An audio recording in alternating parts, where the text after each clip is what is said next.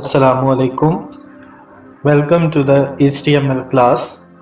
Dear students, इस class का बुनियादी मकसद जो लोग आप लोगों में से वेबसाइट्स बनाना चाहते हैं उन्हें बुनियादी मालूमात मुहैया करना है ताकि वो आइंदा चल के अपनी वेबसाइट्स पे आसानी से काम कर सकें. बेसिकली इस क्लास और कोर्स का बुनियादी मकसद आपको वेबसाइट और वेब पेजेस के मुतल्लिक बुनियादी मालूमात से आगाह करना है. इसके बाद जिसकी जितनी महारत होगी बाद में आसानी से वो अपनी उसी महारत को इस्तेमाल करते हुए वेब पेजेस या वेबसाइट्स को बना सकेगा.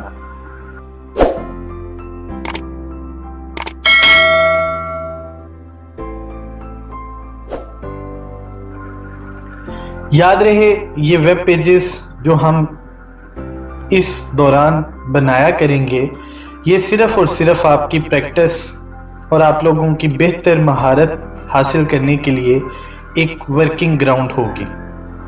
हम इस कोर्स में बहुत एडवांस चीज़ों की बात तो नहीं करेंगे, लेकिन इसमें हम बहुत बुनियादी तौर पे जो इस्तेमाल होने वाली चीज़ें हैं और बातें हैं उन्हें सीखेंगे, क्योंकि ये कोर्स वेबसाइट्स बनाने का सबसे बुनियादी कोर्स है.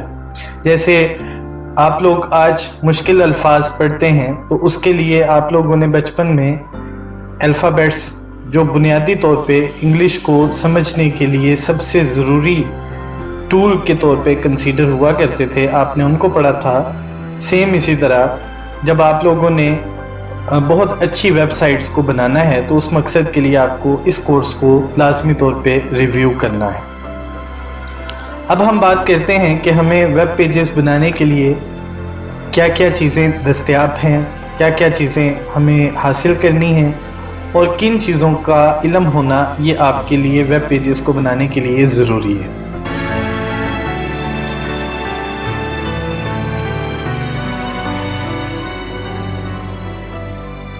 सबसे पहले हम बात करते हैं कि आपके पास कंप्यूटर का बुनियादी इल्म होना ये ज़रूरी है. इसका मतलब ये है कि आपको फ़ाइल वगैरह कैसे बनाई जाती हैं उनके मुतल्लिक इंफॉर्मेशन होनी चाहिए. डायरेक्टरी से क्या मुराद होता है, डायरेक्टरी कैसे बनती है, फ़ोल्डर्स कैसे बनते हैं, फ़ाइल्स कैसे स्टोर की जाती हैं, ये बेसिक इंफॉर्मेशंस हैं जो आपको लाजमी तौर पे पता होनी चाहिए.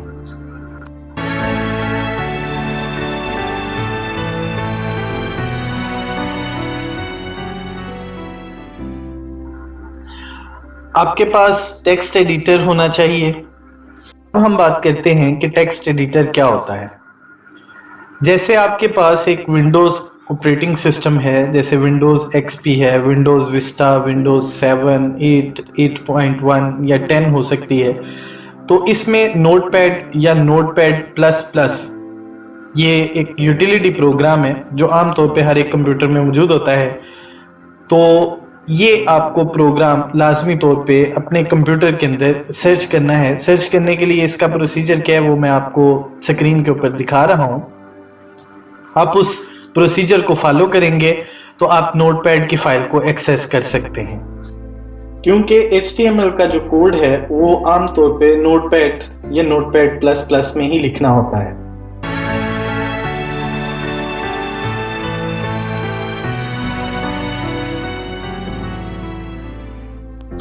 अब जब हम कोड लिख लेते हैं तो हमें इसको चलाने के बाद इसके आउटपुट को देखने के लिए एक वेब ब्राउज़र की भी ज़रूरत पेश होती है. जैसे मैं इसकी मिसाल देता हूँ. आपके पास कंप्यूटर में क्रोम, फायरफॉक्स, वीरा, सफारी या इस तरह का कोई भी वेब ब्राउज़र वो मौजूद हो सकता है. ये आपकी मर्ज़ी के ऊपर है कि आप इनमें से कौन सा टूल वो इस्तेमाल करना चाहते हैं.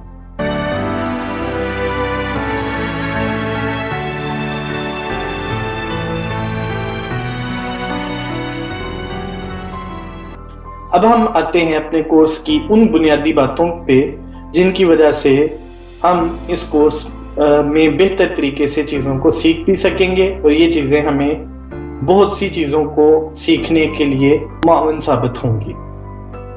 सबसे पहले हम बात करते हैं HTML से क्या मुराद है. HTML की अगर हम एब्रीवेशन करें तो ये बनती है हाइपरटेक्स्ट मार्कअप लैंग्वेज.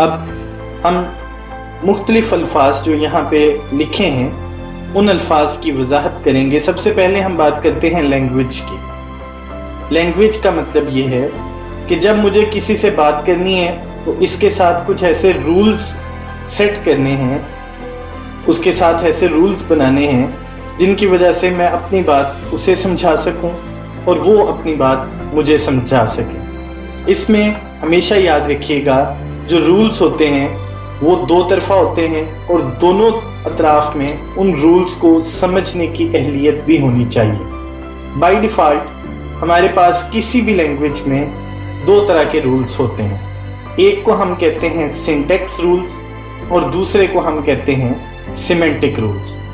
सिंटैक्स का मतलब होता है बॉडी स्ट्रक्चर। सो ऐसे रूल्स जो बुनियादी ढांचे पे बात करेंगे हम उन्हें सिंटैक्स रूल्स के नाम से रिप्रेजेंट करेंगे। और जो सिमेंटिक रूल्स होते हैं इनका मतलब होता है ग्रामेटिकल रूल्स। सो जब भी बात ग्रामर की होगी या ग्रामेटिकल रूल्स की होगी तो उसके लिए जो रूल हम फॉलो करेंगे हम उन्हें सिमेंटिक रूल्स के नाम से रिप्रेजेंट करेंगे।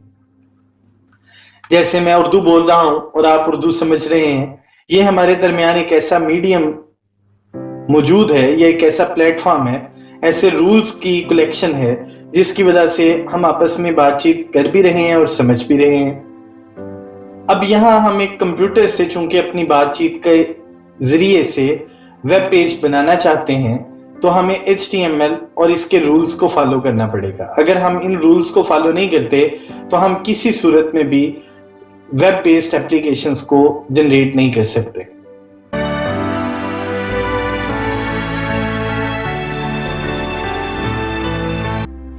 यहाँ वेब बेस्ड एप्लीकेशन से मुराद वो पेजेस हैं जो वेब के ऊपर अवेलेबल है। अब हम बात करते हैं दूसरे वर्ड के ऊपर जो है मार्कअप। मार्कअप का मतलब होता है हमारे पास जो रूल्स हैं वो टैग बेस्ड होने चाहिए। अब टैग्स क्या चीजें होती हैं? टैग से मुराद ऐसे छुपे हुए कीवर्ड्स हैं जो वेब पेज में ये डिफाइन करते हैं कि वेब ब्राउजर में चीजों को किस तरह दिखाना है, शो करवाना है या डिस्प्ले करवाना है। जो टैग्स हम HTML में इस्तेमाल करते हैं वो अक्सर दो हिस्सों पे मुश्तमिल होते हैं, एक टैग को ओपन करने के लिए और दूसरे टैग को क्लोज करने के लिए। जैसे स्क्रीन पे भी आपको लिखा हुआ नजर आ रहा है, हमने एंगल ब्रैकेट के अंदर लिखा HTML, एक ओपन टैग है और एक क्लोज टैग है। अब जो सबसे अहम बात वो मैं यहाँ पे आपको बताना चाहता हूँ वो ये है कि जब भी हम किसी टैग को क्लोज करते हैं तो टैग को ओपन करने वाले ही कीवर्ड के साथ / लगा के उसे क्लोज करते हैं। जिस चीज के साथ हमने टैग को ओपन किया उसी के साथ हम टैग को क्लोज करेंगे, सिर्फ इजाफा आपने / का करना है जो टैग के शुरू में लिखा जाता है। जबकि कुछ टैग एक ही हिस्से पे मुश्तमिल होते हैं, उन्हें हम एक्सेप्शनल टैग्स के नाम से रिप्रेजेंट करते हैं। जैसे इमेज के लिए जो टैग है वो स्क्रीन पे आपको नजर आ रहा है, हम उसके लिए एंगल ब्रैकेट IMG लिखते हैं और सोर्स फाइल उसमें दे देते हैं, तो उसके नतीजे में हमें क्लोज टैग यूज करने की उसमें जरूरत नहीं होती। सेम इसी तरह ब्रेक का जो टैग है उसके लिए हमें ओपन टैग की जरूरत पेश नहीं आई। हम इन पे इंशाल्लाह आगे चल के बात करेंगे। अब यहाँ पे मैंने एक वर्ड बोला कीवर्ड, वो क्या चीज होती है? कीवर्ड ऐसे अल्फाज होते हैं जिनकी डेफिनेशन पहले से ही सिस्टम के अंदर मौजूद होती है और हम खुद से इन्हें बना नहीं सकते। जिस बंदे ने लैंग्वेज लिखी होती है वो कुछ ऐसे अल्फाज को डिफाइन कर देता है जिसका मतलब वो सिस्टम बआसानी समझ लेता है। अलबत्ता रिक्वायरमेंट के मुताबिक हम इनको अपने इस्तेमाल में लेके आ सकते हैं।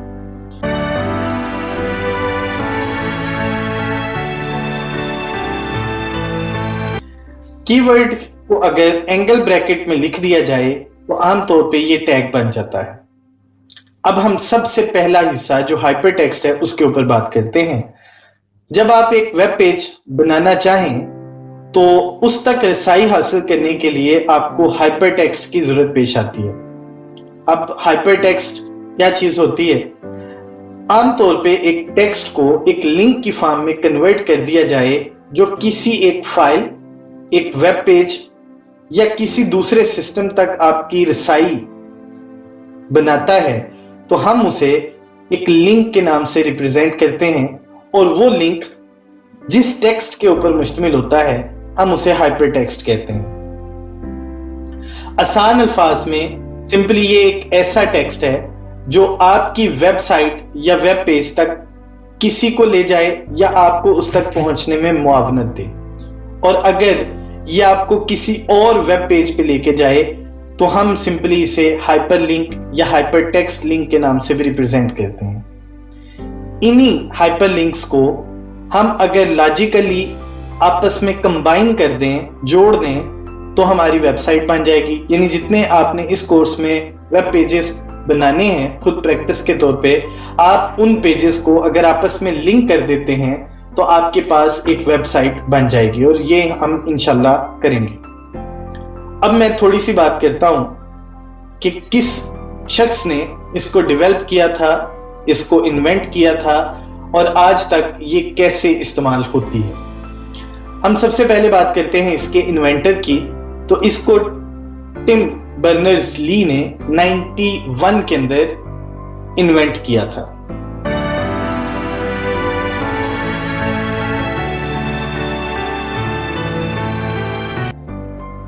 इसका पहला वर्जन वो HTML 1.0, फिर सेकंड वर्जन 93 में 2.0, फिर थर्ड वर्जन 3.0, 4.0 और रिसेंटली 2006 से ऑनवर्ड 5.0 ऑलमोस्ट इस्तेमाल हो रहा है। और इसके अलावा भी आप HTML टैग्स को मुख्तलिफ लैंग्वेजेस में पढ़ेंगे, जैसे जावास्क्रिप्ट है, उसके बाद CSS है। इन लैंग्वेजेस में PHP में, ASP.NET में आप बहुत सी लैंग्वेजेस में HTML के बेसिक टैग्स को पढ़ेंगे। तब से अब तक जितने भी वेब पेजेस बने हैं, 91 से ऑनवर्ड जितने भी वेब पेजेस बने हैं, इनका बुनियादी ढांचा वो इसी लैंग्वेज के जरिए से बना होता है। ये लैंग्वेज बहुत ही मुख्तसर है मगर बहुत ही वसी पैमाने पे, जामे तौर पे इसको इस्तेमाल किया जाता है। आमतौर पे इसमें जो डॉक्यूमेंट्स बनते हैं, पेजेस बनते हैं, उसके अंदर हेडिंग्स, पैराग्राफ और लिस्ट वगैरह मौजूद होती हैं। अब हम देखते हैं कि ये लैंग्वेज किस तरह काम करती है। मैं एक सिंगल कोटेशन दूंगा आपको और उस कोटेशन के मुताबिक आप इसको समझने की कोशिश करिएगा। HTML is sent from server to the client's browser whenever HTTP request is sent to the server। मैं इसको रिपीट करता हूं। HTML is sent from server to the client computer or browsers whenever HTTP या HTTP request is sent to the server। Actually मैंने क्या बात की है इसको मैं आप लोगों के लिए आसान अल्फाज में समझाता हूं। हमने शुरू में पढ़ा था कि जो हमारे पास क्लाइंट कंप्यूटर होते हैं उनकी बुनियादी रिस्पॉन्सिबिलिटी होती है कि वो रिक्वेस्ट करते हैं। सपोज करें कि आपने अपने ब्राउजर के ऊपर कोई एक एड्रेस लिखा, URL के अंदर आपने लिखा www.google.com या आपने लिखा facebook.com या आपने youtube.com लिखा।